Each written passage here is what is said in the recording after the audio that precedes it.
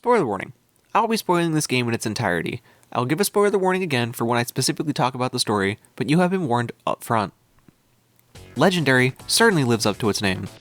Not in the way that I think its developer Spark Unlimited intended. It combines many of the worst parts of that particular era of gaming and distills them into a rather jank, but somehow bland first-person shooter. For context, Legendary released 6 months after the studio's previous game, Turning Point: Fall of Liberty. That game is janky and not sold digitally, so it is functionally dead to me. Legendary's release date was additionally just over a year and 4 months after its initial announcement at E3 2007. Described as a labor of love by then CEO Craig Allen, I'm not so inclined to believe that having played it to completion. So buckle up, this is going to be an interesting one. Legendary presents itself as a realistic first-person shooter with some mythical creatures on top. You fill the shoes of Charles Deckard, a professional thief. He's one of those silent protagonist types. Deckard's latest job ends with him opening Pandora's box and unleashing a wave of creatures of legend who promptly start wrecking civilization. The visuals are rather ugly to me both technically and artistically. Legendary goes for realism in art direction and it doesn't pay off in the long run. Attempting for realism in the mid to late aughts often led to a myriad of technical workarounds to try and create a seamless game. Think loading doors and elevators, low field of vision, and linear level design to restrict player movement in the environment. It also meant that brown, black, and gray were the main color palette used. The texture work is really low res, even for the era. Character models are pretty mediocre to bad. Vivian's hair gives me nightmares. And it's not like I can blame any of this on like a jank game engine. This was made using Unreal 3. Gears of War 2 and Mirror's Edge released the same year on the same engine. I will also take this moment to mention that Dead Space came out that same year because I will take any chance I get to mention that amazing series. I'm still sad it's dead forever. There are too many cutscenes. I don't mind games with cutscenes. Hell, I play the Yakuza games for fun. Cutscenes are when the in-house animators are allowed to go ham in my opinion, but these are too often breaking up the flow of the game. None of these cutscenes have any consistency in quality either. Some of them are a few seconds long using in-game graphics to allow for scripted changes in the scenery. Others are just still shots of the characters talking over what looks like concept art. Did I mention that they're all unskippable too? Video gaming sin right there. Several times I found myself having to sit through a cutscene because the checkpoint is right before said cutscene. Performance is a category to itself this go around, because Jiminy Christmas there are bugs abound. Legendary is a port of the original console version, so it comes with some of the quirks of the 7th generation consoles. While I never had a crash per se, there were a few times where the game hitched for seemingly no reason. There are definite moments where I could tell enemies far away were running at lower frame rates in order to save resources on console. There are also a few lighting glitches. I found at least one area of the game where you can see right through the world if you go off the beaten path by 5 steps. There's also a myriad of collision bugs all over this game. It's rather reminiscent of Sonic Adventure in how the game can't quite figure out where to place your character model in certain areas. Stairs are completely inconsistent as far as collision goes. There's so much I could go on about, but please enjoy this short montage of silliness to get a sense of Legendary.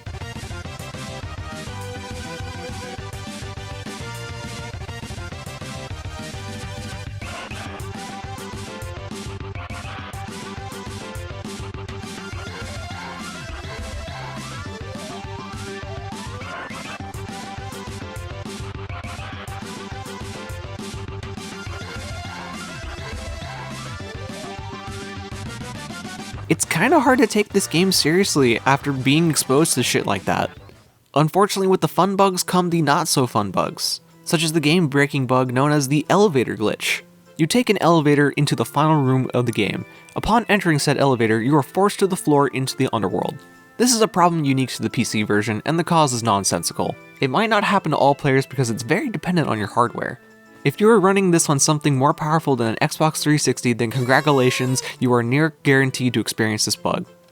Because the game is running at faster than 30 frames per second, a frame rate that is near unattainable for Legendary on consoles at the time. This causes an issue with the collisions of the elevator and plunges you straight into the third circle.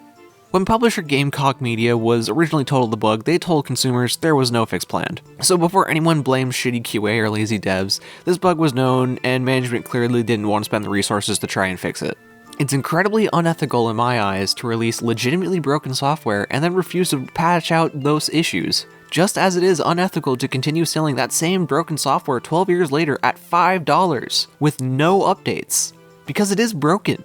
Only player modification, albeit minor, can result in a version of the game that a player can complete. The only reliable way to solve the elevator glitch is to go into the game's config files and change the maximum frame rate from 300 frames per second to 30 frames per second. Some people have reportedly had success with 60 frames per second, but I didn't, so I recommend 30 frames per second.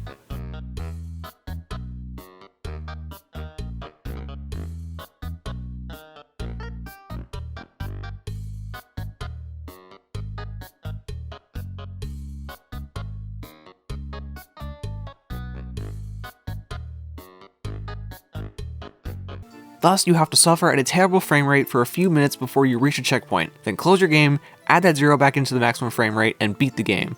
By then though, you might not want any of this advice. Not off to a great start, but how does Legendary sound? The most succinct description I've come up with is an assault on your ears.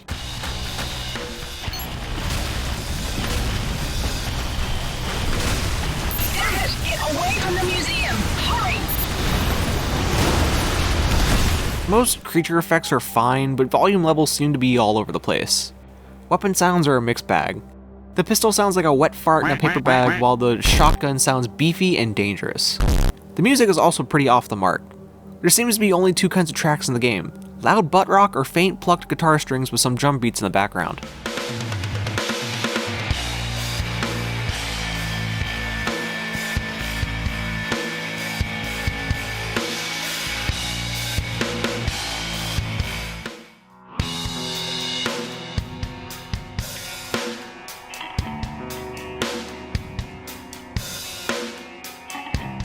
The main menu sounds in particular are pretty jarring, especially at higher volumes. The voice acting is the bland sort I expected from a game like this, so it's nothing out of my own expectations. Deckard, you should be able to see signal flares in each EMP generator. The generators need to be fully powered up in order to fire. Good luck. LeFay is at least refreshingly a bad guy who doesn't want to give me his whole plan for world domination. LeFay, you bastard! You set us up to open the box. Why? My dear, if I didn't let you in on the details of my operation when I hired Mr. Deckard, what makes you think I'm going to do so now? If it looks and sounds terrible, how does it play? How do you think? Of course it's bad. I'm talking about it in the first place. I'm not really known for talking about bangers here, folks. But despite this, the game plays bad, possibly worse than Starship Troopers. Despite having an aim down sight button, you really can't aim in that mode because for whatever reason the sensitivity is significantly higher. The arsenal is pretty average at 8 guns. A pistol, SMG, shotgun, assault rifle, saw, magnum, rocket launcher, and the occasional flamethrower because why not? The pistol is awful and should not be used any longer than necessary in the intro. The SMG is okay, but I feel like I'm peppering my enemies with bullets when firing it, but sadly it's one of the better weapons in the game. The shotgun is a beast. It has terrible range, but deals a shit ton of damage, making it one of my favorites. Deckard is also somehow able to cram 2 shells into the tube at one time. The assault rifle just feels bad to use. The long-range sight is nearly useless due to most enemies being melee focused. I used it once and never again. The saw is arguably overpowered. It will absolutely decimate anything that is not a mini-boss with its moderate damage and high fire rate. I love this gun to death and picked it up on any occasion I found it. The Magnum is beefy, but rare. I found maybe 2 or 3 in the game total, each having only 7 to 14 shots. But man, it one-shots almost anything that isn't a Minotaur or a Griffin. The rocket launcher appears sparingly, mostly for use against stage hazards and in one boss fight. The biggest downside to the rocket launcher is that it slows your movement to a crawl. The flamethrower is pretty badass and will spit napalm at any of your foes. The downside is that it can only be acquired off enemy soldiers or accidentally from an armory puzzle you didn't know you solved. Overall, a very rare weapon, but a fun one. Thanks to ye olde Halo, you can only carry 2 weapons at a time in this game. As a personal gripe, this is my least favorite aspect of most modern first-person shooter games. I like having an entire arsenal strapped to my back because that gives me options when going into a fight. I don't care that it's not realistic. I'm usually fighting demons or some ridiculous shit anyway. I rolled with the saw and the shotgun for most of the game, and that combo pretty much dealt with any serious threat the game sent at me. Additionally, you have 2 options on throwables, Molotovs and grenades. There are also 2 options for throwing distance depending on how long you've held the grenade button down. Longer than 1 second and it's flying across the room. Less than a second and you drop that thing at your feet. Great stuff to have to remember in the heat of battle. But screw those guns, the best weapon you get is the one you get first, the fire axe. This thing rules. For whatever reason, it attacks quickly while dealing a lot of damage. It is incredibly useful as a backup weapon if you run out of ammo, a hard feat to manage given how much ammo was thrown at me. I was able to take on a bunch of werewolves with only this thing in my hands. Speaking of werewolves, let's talk monsters. You fight quite a few of them in the game, possibly the most famous being the griffins. They are on the box and all the promotional material. Sadly, griffins are often treated as a stage hazard or mini-bosses and don't really appear all that much. Fire drakes are an interesting take on dragons, and I think they're actually my favorite enemy design. Werewolves come in two forms, albino lanky boys and hairy alpha boys. The werewolves have a unique mechanic to them in that they must be decapitated to truly kill them. If you don't, the werewolf will get back on its feet after a few moments. It's fairly easy to do and eventually feels more like a chore than an interesting game mechanic. They also have the only QuickTime event in the game associated with them, making me like these werewolves less. There are also the Nari, which are little fairy jerks who turn incorporeal and throw stuff at you. Echidna tentacles? Knuckles, no! Blood spiders spawn little spiders that chase after you and blow up. The main spider is an easy target and is stationary on the ceiling. Lastly is the Minotaur, which you fight disappointingly few in the game, because they are fun and challenging enemies save for mini-boss rolls. Additionally, there's like a car golem and a kraken that are the two boss fights in the game. Both boss fights are gimmick fights and generally kinda suck. All monsters drop balls of animus energy, or monster juice as I call it, upon being defeated. While half the game is about fighting monsters like you see on the cover and from the trailers, the other half of this game's fun comes from shooting humans. I'm getting serious deja vu to Colonial Marines despite the fact that I know it comes out 5 years later. These human enemies do not drop monster juice. They do drop ammo in spades, so you'll almost never run out. I'm going to take a second to talk about the enemy AI. I don't really have much to say about it other than it's fine if simple. Monsters will pretty much beeline for your character and soldiers will attempt to take cover, but this is also contrasted by some of their soldierly counterparts just standing in the open shooting at me. At least these guys didn't brag about their fancy AI. The checkpoint system is pretty poor as previously mentioned. Checkpoints are often far in between and dying really feels like a punishment at times. The way to prevent that is by healing yourself. Healing in this game is a little bit different from most first-person shooters. Most games of the era use a red vignette to inform the player how close to death they are. Legendary instead has a good old-fashioned health bar. See, Deckard touched Pandora's box and now he has a shiny hand called the Signet that allows him to absorb monster juice. The juice is stored in a meter next to your health, giving you the ability to heal in and out of combat as needed. You can also use the juice to send shockwaves at enemies, stunning them, or to power devices in the world, like this Animorph control device that makes monsters work for you. Unfortunately, it seems like this bit of gameplay never got developed any further than that, making the whole animus energy thing feel a little unfinished. You use the same button to heal as you would to collect monster energy.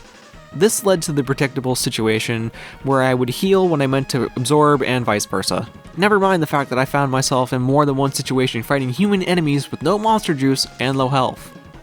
This game is so heavily scripted in parts that it's boring. The opening act seems so chaotic at first, but if you really slow down and look around, it becomes apparent that you're in no real danger of any kind. There are thankfully only a few sections of the game like this, but they're the ones that feel like they have the most work put into them, and that's disappointing. I actually want to play the game rather than watch it, David Cages of the world. I've got a couple more nitpicks before we move on to the story. Any and all puzzles in the game usually involve turning some kind of valve, shooting some kind of obstacle that is arbitrarily destructive, or killing waves of enemies to stuff their energy in some kind of device. Your jump is terrible vertically, but Deckard is somehow a long jump gold medalist. Oh, and it seems like at least half of the game takes place in a sewer or subway tunnel. I think that might be all of them for now. Finally, we come across the story. It's kinda boring and nonsensical. Most of it's told through cutscenes or the PDA entries that you can interrupt your linear gameplay with. But here's a spoiler warning in case you actually want to play this garbage. As said before, Deckard, with his defining trait of being a professional thief, unlocks Pandora's box and unleashed a ton of legendary monsters. Deckard does this at the request of some rich guy named LaFay and is assisted by LaFay's personal assistant Vivian. I hope you watch the game's prologue sequence because that's what explains all this and the game assumes you watched it despite not being in the proper game. Deckard does his best to escape New York, meeting up with Vivian in the subway after fighting tons of monsters. You are then ambushed by LeFay's Black Order to permanently remove us as a threat to his plans. Vivian calls for backup, and it comes in the form of the Council of 98. See, Pandora's box was fought over for centuries by the Order and the Council. The Council wants to hide the box, so all the Black Order wants to harness his power, yada yada yada. Apparently the box was some kind of monster repellent or something. Upon being saved by the Council, you convince them to take you along on the mission to capture a hard drive containing the Death Star plans from the Order. This occurs at what appears to be Hogwarts. Upon returning from wizarding school, it turns out the House Elves were visiting naughty websites, so a Trojan virus gets uploaded to that council's headquarters. All hell breaks loose as the Kraken attacks Parliament. In the midst of the chaos, Black Order steals Pandora's box and Vivian because this game needs a damsel in distress. Decker returns to New York to steal back his box and save Vivian by attacking the Black Order HQ. After battling tons of foes and reaching the roof, you fight off more waves of enemies to overload the Pandora's box machine. What does it do? I don't know, and neither did the writers, it seems. Once the machine is overloaded, LeFay gets wrecked and the machine explodes, destroying Pandora's box. Once the dust settles, the Council turn on Deckard, saying his shiny hand contains the instructions to make another Pandora's box. They don't keep him for long though, and the game dares to sequel bait. Spoilers. This game got no sequel. There's actually one last piece of game I can briefly talk about. Legendary apparently had a tacked-on multiplayer mode. I say had because the game servers ran on GameSpy, and that's been dead for... holy shit, 8 years? Does anyone even remember GameSpy? Nah, but seriously, it's dead mode that I can't play, but maybe there's some modder that can do something in like 10 years for memes or something. All said, Legendary is some prime Amerijank. It's really generic and uninspired in most areas. This game feels like something that was built in a year by a team that was crunched beyond recognition. It plays and feels like a cynical attempt to get a game out of the door to make this quarter's earnings. Due to its myriad of flaws and bugs, I cannot recommend this game to anyone for $5. Hell, I can barely recommend it for its usual sale price of 50 cents. I suggest that most people just leave this one in the gutter where it belongs. Thanks for watching.